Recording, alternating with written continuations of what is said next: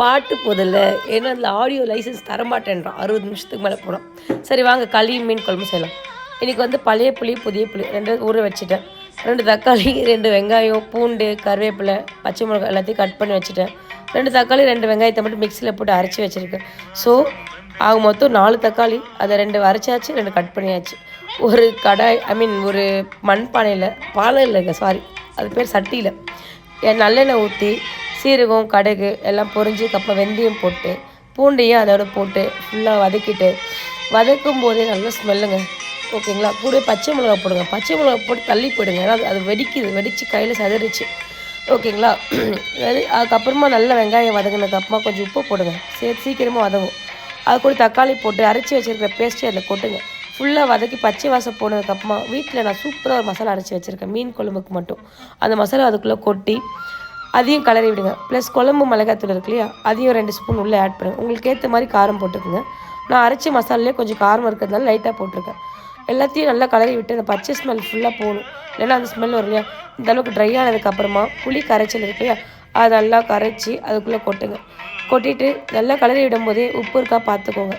பார்த்துட்டு தேவைப்பட்ட இன்னும் கொஞ்சம் உப்பு ஆட் பண்ணிக்கிறேன். பத்தலை, ஸோ கொஞ்சம் ஆட் பண்ணிட்டேன். இது நல்லா கொதிக்கணுங்க.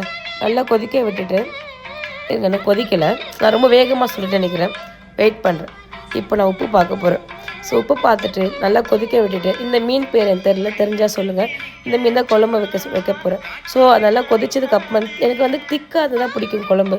ஸோ இப்போ நான் ஃபிஷ்ஷை உள்ளே போட்டுட்டு அகைன் அந்த கொத்தமல்லி இருக்கு இல்லையா, அந்த பொடியை நறுக்கி வச்சுருக்கேன்.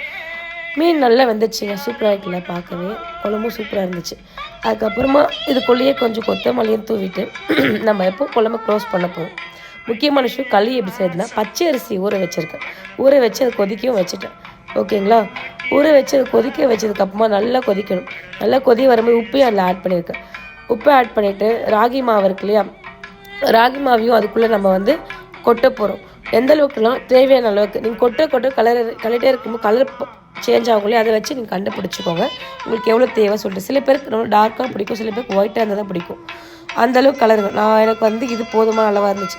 இப்போ எனக்கு அப்படி பால் உருண்டை பண்ண தெரியாது. ஸோ நான் ஒரு கப்பில் தண்ணி ஊற்றி இந்த மாவை கொட்டி கலக்கினோடனே உருண்டி ஆகிடுச்சு. ஸோ ஃபைனலாக இது அவுட்புட் எப்படி இருக்குது, பார்க்கவே செம்மையாக இருக்குல்ல, டேஸ்ட்டுமே சூப்பராக இருந்துச்சு. அந்த மசாலா எப்படி செய்யணும் நான் சொல்கிறேன்.